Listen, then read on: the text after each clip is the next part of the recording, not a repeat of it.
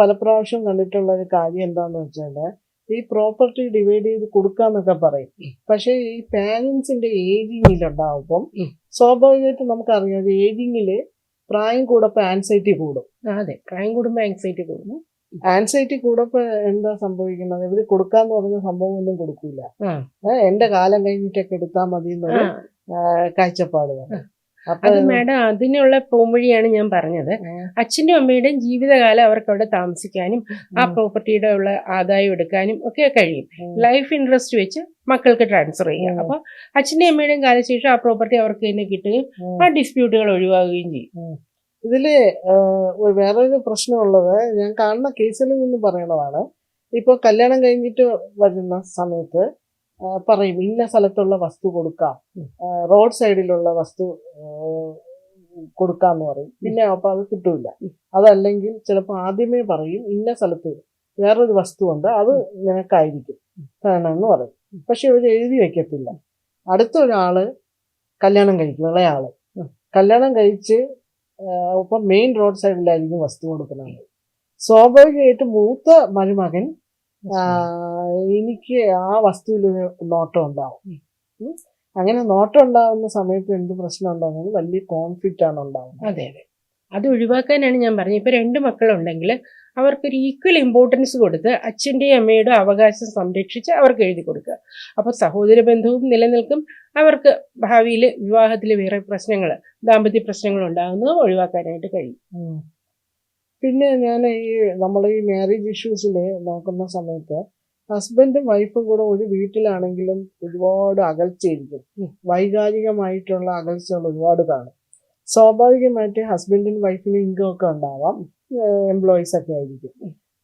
പക്ഷെ ഇവർ എന്ത് ചെയ്യുമെന്ന് വെച്ചാൽ ഇവര് എവിടെയെങ്കിലുമൊക്കെ എഫ് ഡി ഇട്ടിട്ട് രണ്ടുപേരും പരസ്പരം പറയില്ല. അല്ലെങ്കിൽ ചിലപ്പോൾ ഒരാളായിരിക്കാം ഇടുന്നത്, പക്ഷെ പെട്ടെന്ന് ആയിരിക്കും ഒരാള് മരണപ്പെട്ടു പോകുന്നത്.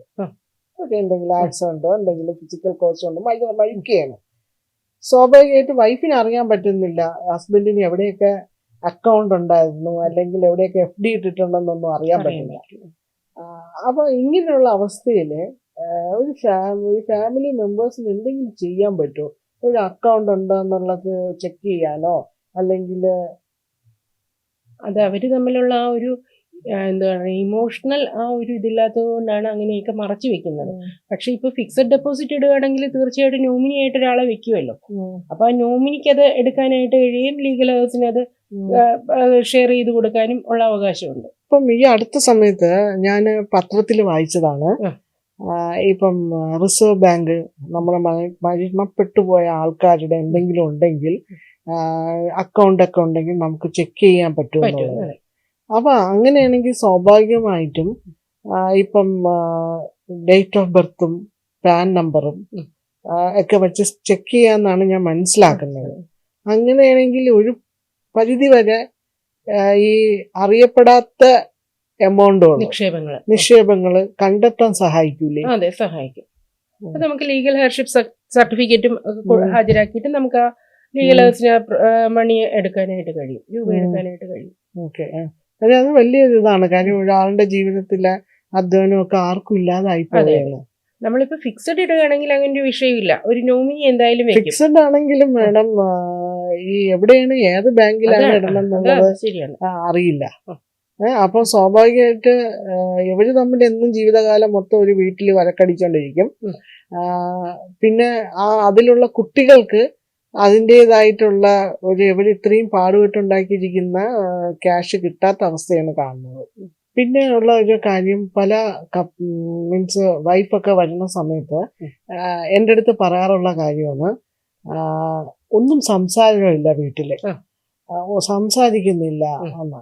പക്ഷെ പലപ്പോഴും ഞാൻ ആലോചിക്കാറുണ്ട്, ഒരു പാർട്ണർ ആഗ്രഹിക്കുന്ന രീതിയിൽ ഒരാള് തിരിച്ച് മറുപടിയോ സംസാരിക്കണമെങ്കിൽ ഇപ്പം ആ പാർട്ണറിന് നല്ല രീതിയിലുള്ള ഒരു മാനസിക ആരോഗ്യം ഉണ്ടാവണം. ചിലപ്പം ജോലി സംബന്ധമായിട്ടുള്ള ടെൻഷനോ അല്ലെങ്കിൽ മറ്റെന്തെങ്കിലും പ്രശ്നങ്ങളോ ഉള്ള ഒരാളിന് ചിലപ്പം മറ്റൊരു പാർട്ണറിന്റെ അടുത്ത് തുറന്ന് സംസാരിക്കാനുള്ളതും സാധിച്ചെന്ന് വരില്ല. അപ്പം നമ്മൾ അതാണ് മനസ്സിലാക്കേണ്ടത്. മറ്റെന്തെങ്കിലും ആ വ്യക്തിക്ക് പ്രശ്നമുണ്ടോ എന്നുള്ളത് പലപ്പോഴും ചിന്തിക്കാറില്ല. ഇതൊക്കെയാണ് അവസാനം വലിയ വലിയ ഇഷ്യൂസ് ആയിട്ടൊക്കെ വരുന്നത്. കാര്യം പൊതുവെ സ്ത്രീകൾക്ക് കെയറും കൺസേണും വേണം. അതെ. അതിന് ഒരു 90% ലേഡീസ് വരുന്നവരും പറയണത് തങ്ങൾക്ക് ആഗ്രഹിക്കുന്ന രീതിയിലുള്ള കെയറും കൺസേണും കിട്ടുന്നില്ല എന്നാണ്. അതെ. അപ്പം കെയറും കൺസേൺ എന്നൊക്കെ പറയുന്ന ഒരാളുടെ സബ്ജക്റ്റീവ് എക്സ്പീരിയൻസ് ആണ്. അതെ. ഓക്കെ. അപ്പം സ്വാഭാവികമായിട്ടും ആണുങ്ങൾ കുറെ കൂടെ പ്രാക്ടിക്കലായിട്ടൊക്കെ ചിന്തിക്കുന്ന ആൾക്കാരാണ്. അപ്പൊ ഈ ഒരു കെയറിങ്ങും എക്സ്പെക്ടേഷനൊക്കെ വരുമ്പം ഡിസ്ട്രെസ് ആവുക, അതുമൊക്കെ പിൻകാലത്ത് ഒരു മാരേജ് ഡിസ്പ്യൂട്ടിലേക്കൊക്കെ കൊണ്ടുവന്ന് എത്തിക്കാം. അപ്പൊ സ്വാഭാവികമായിട്ടും നല്ലൊരു ദാമ്പത്യത്തിന് എപ്പോഴും നല്ല മെച്യൂരിറ്റി വേണം. അതെ, മെച്യൂരിറ്റി വേണം ദാമ്പത്യത്തിൽ. അതുപോലെ ഇനി പ്രീമാരിറ്റൽ കൗൺസിലിങ്ങും എങ്ങനെയാണ് വൈവാഹിക ജീവിതം, രണ്ടുപേരും ആദ്യമായിട്ടായിരിക്കുമല്ലോ ഒരു കല്യാണം കഴിക്കുന്നത്. അപ്പോൾ അതിനെപ്പറ്റി പറഞ്ഞ് മനസ്സിലാക്കാനായിട്ട് മാഡത്തിനെ പോലുള്ള സൈക്കോളജിസ്റ്റുകൾ ശ്രമിക്കാറുണ്ടോ? തീർച്ചയായിട്ടും. ചില കേസുകളൊക്കെ നമ്മൾ തന്നെ അത്ഭുതപ്പെട്ടു. കല്യാണം കഴിഞ്ഞിട്ട് 5-6 വർഷം കഴിഞ്ഞിട്ട് പോലും പ്രോപ്പറായിട്ടുള്ള സെക്ഷൽ റിലേഷൻഷിപ്പ് അറിയാത്ത ആൾക്കാർ, അവർക്കറിയില്ല. നമ്മൾ തന്നെ ചിന്തിക്കും ഇത്രമാത്രം സോഷ്യൽ മീഡിയയും അതേപോലെ തന്നെ നമ്മളിപ്പോൾ എത്ര പറഞ്ഞാലും ഈ പോണോഗ്രാഫിയൊക്കെ അവോയ്ഡ് ചെയ്യണമെന്ന് പറഞ്ഞാലും ഇത്രയൊക്കെ പോണോഗ്രാഫി ഉള്ള നാട്ടിലെ ഈ ഒരു സെക്ഷൽ ബന്ധം അറിയാത്ത ആൾക്കാർ എങ്ങനെ സെക്ഷൽ ബന്ധം വേണം, അങ്ങനെയുള്ള കേസുകൾ ഇന്നും ധാരാളം വരുന്നുണ്ട്. ഒരു ഗൈനക്കോളജിസ്റ്റിന്റെ അടുത്ത് പോകുന്ന സമയത്ത് പോലും മറ്റു കാര്യങ്ങളെല്ലാം ചെക്ക് ചെയ്യും, പക്ഷെ പെനിട്രേറ്റീവ് സെക്സ് ഉണ്ടോ എന്നുള്ളത് ചോദിക്കാറില്ല. അപ്പൊ അവിടെയൊക്കെയാണ് നമ്മൾ ഒരു കറക്റ്റ് ആയിട്ടുള്ള പ്രീമാരിറ്റൽ കൗൺസിലിങ്ങിന്റെ ഇമ്പോർട്ടൻസ്.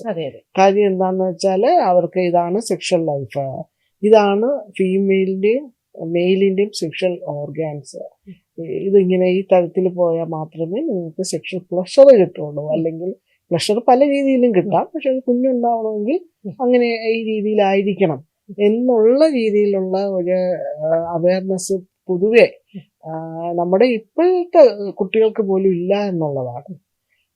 പിന്നെ മറ്റൊരു കാര്യം ഞാൻ കാണുന്നത്, ഇപ്പം കുറച്ച് നാളുകളായിട്ട് കാണുന്ന ഒരു പ്രവണത, ഒരു സെക്ഷൽ ലൈഫ് വിവാഹം കഴിഞ്ഞിട്ട് ഒരു 5-6 മാസം കഴിഞ്ഞിട്ട് സ്റ്റാർട്ട് ചെയ്യാം എന്ന് ആദ്യമേ തന്നെ ഈ ആൺകുട്ടിയും പെൺകുട്ടിയും വിചാരിക്കും.